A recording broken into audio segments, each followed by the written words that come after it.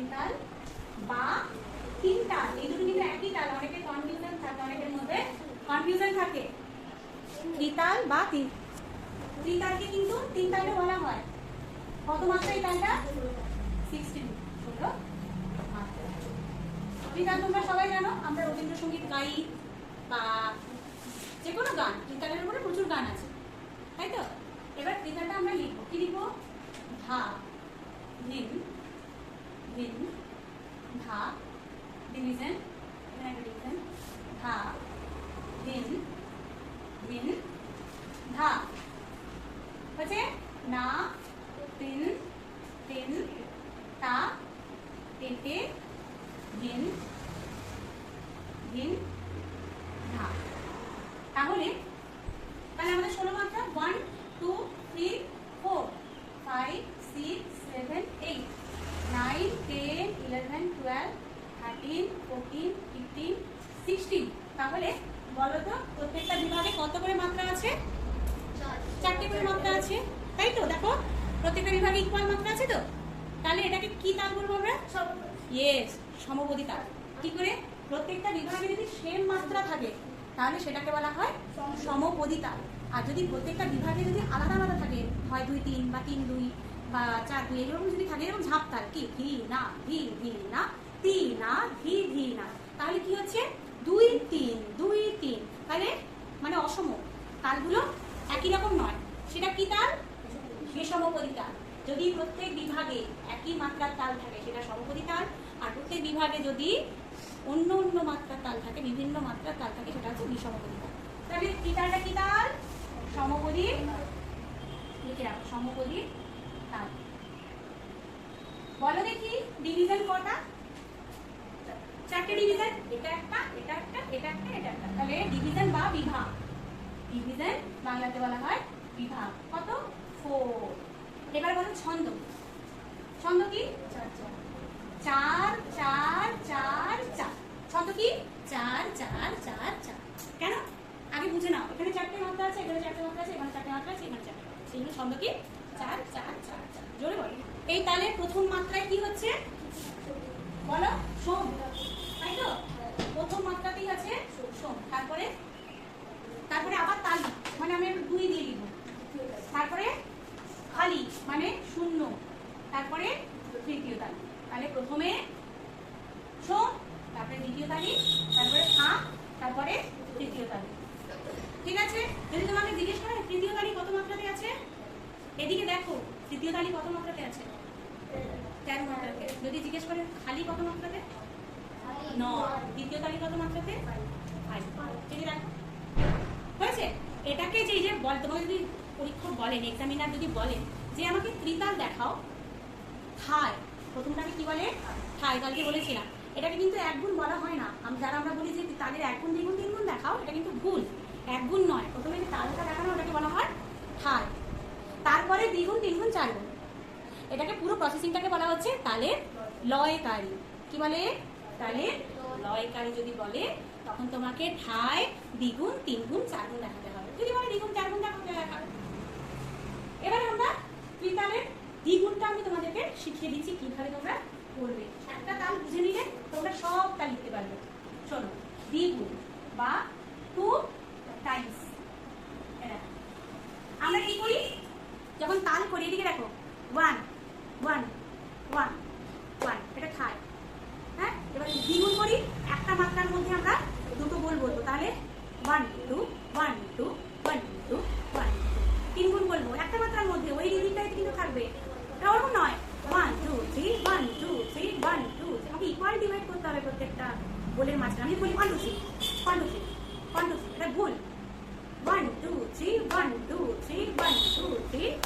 আর যদি 4 গুণ করি 1 2 3 4 1 2 3 4 1 2 3 4 1 2 3 4। সেম দেখো, আমি একটা মাত্রায় দুটো গোল বলবো, তবেই সেটা হবে দ্বিগুণ। কি করব? দ্বিগুণ করব। কিভাবে বলো দেখি? ধা ধিনকে একটা মাত্রায় নেব, তাই তো? তাই তো? ধা ধিন হয়ে গেল একটা মাত্রায়, ধিন ধা, তাই তো? কি থাকলো বাকি? আবার ধা ধিন, তারপরে ধা, তাই তো? তাহলে আমরা কি 1 2 3 4 4 মাত্রা কমপ্লিট হলো একটা ডিভিশনের মধ্যে প্রথমে। তারপরে আমরা কিসে যাব? আমাদের হয়ে গেল ধাদিন তিনটা, বাকি কি থাকলো? নাতির তিনটা, তাই তো? নাতির তিনটা, তুই আর দুটো কেটে দিন না, কেটে দিন ধা। তাহলে আমার কত মাত্রা কমপ্লিট হলো? 1 2 3 4 5 6 7 8। তাহলে আরো 8 মাত্রা কমপ্লিট বাকি আছে কমপ্লিট হতে। তাহলে আমরা আবার প্রথম থেকে নেব, বুঝে নাও। আবার ধাদিন ধা, একটা তাল বুঝে নিলে সব তাল বুঝে যাবে।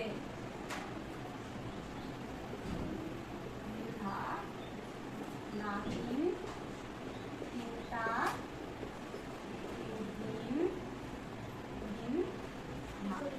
তাহলে আর হলো 9 10 11 12 13 14 15 16 হয়ে গেল তো?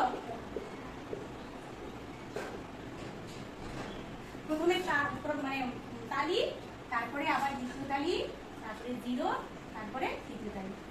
এবারে 3 গুণটা দেখে না, 3 গুণ বা 3 টাইমস। সেম ভাবে আমরা একটা মাত্রায় 3টে বল নেব, একটা মাত্রায় 3টে বল। কি কি নেব? ধা ধিন ধিন, তাই তো? ধা ধিন ধিন ধা ধা ধিন, এইভাবে ধা ধিন ধিন ধা ধা ধিন, এইভাবে চলবে। দেখো প্রথম বিভাগে কি হবে? ধা ধিন ধিন, এটা এক মাত্রা হলো। ধা ধা ধিন, ধা ধা ধিন, এটা দ্বিতীয় মাত্রা। তারপরে ধিন ধা না, ধিন ধা না, এটা তৃতীয় মাত্রা। তারপরে কি থাকলো? তিন তিনটা, তিন তিনটা হলো 4 মাত্রা কমপ্লিট। একটা মাত্রার মধ্যে 3টে করে বল নেব, হলো। এটা মাত্র হলো একটা ডিভিশন। তারপরে হচ্ছে দ্বিতীয়। তাহলে কি বাকি থাকলো? তেটে ধিন ধিন, তাই তো? তেটে ধিন ধিন, তারপরে ধা ধা ধিন, ধা ধা ধিন, তাহলে 5 6। তারপরে ধিন ধা ধা, ধিন ধা ধা 7। আর কি থাকলো বলো? বলো কি বাকি থাকলো? তেটে ধিন ধিন, ধা ধা ধিন, ধিন ধা ধা, আবার ধিন ধিন ধা, ধিন ধিন ধা। এটা হলো 8 হলো, মাত্র 2টো বিভাগ হলো। আরো 2টো বিভাগ আছে খালি, বুঝেছে? কি হবে বলো? না 3 3, না 3 3। তারপরে বলো তা তেটে ধিন, হ্যাঁ বলো তোমরা, তা তেটে ধিন। তারপরে কি হবে বলো? ধিন ধা ধা, ধিন ধা ধা। আর কি থাকলো বলো? ধিন ধা ধা হলো, তাহলে ধিন ধিন ধা। তাহলে কত হলো? 9 10 11 12। আরো একটা বিভাগ বাকি আছে দ্বিতীয় তালিতে, ধা ধিন ধিন। দেখো ধা ধিন ধিন। তারপরে বলো ধা না 3, ধা না 3। তারপরে বলো 3 তা তেটে, 3 তা তেটে। বাকি কি থাকলো? ধিন ধিন ধা, ধিন ধিন ধা। দিয়ে দাও, হয়ে গেল কমপ্লিট। দেখেছো? 13 14 15 16, এই হয়ে গেল 3 গুণ। 4 গুণটা খুবই ইজি, এইখানে আমি লিখে দিচ্ছি। দেখো 4টে বল একটা মাত্রায় বলবো। কি বলবো? ধা ধিন ধিন ধা, ধা ধিন ধিন ধা, না 3 3টা, তেটে ধিন ধিন ধা। 4 হলো, এইটাকেই 4 বার বললেই আমার হয়ে যাবে। এই দেখো ধা ধিন ধিন ধা, ধা ধিন ধিন ধা, না 3 3টা, তেটে ধিন ধিন ধা, ধা ধিন ধিন ধা, ধা ধিন ধিন ধা, না 3 3টা, তেটে ধিন ধিন ধা, ধা ধিন ধিন ধা, ধা ধিন, না 3 3টা, তেটে ধিন ধিন ধা, ধা ধিন ধিন ধা, ধা ধিন ধিন ধা, না 3 3টা, তেটে ধিন ধিন ধা। এটাকেই 4 বার বললে হয়ে যাবে, কিন্তু মাত্রায় বলতে হবে। এক মাত্রায় 4টে বল বলতে হবে। ঠিক আছে? এবার আমরা করে দেখি। ধা ধিন ধিন ধা, ধা ধিন ধিন ধা, না ধিন ধিন তা, তেটে ধিন ধিন। দ্বিগুণে ধা ধিন ধিন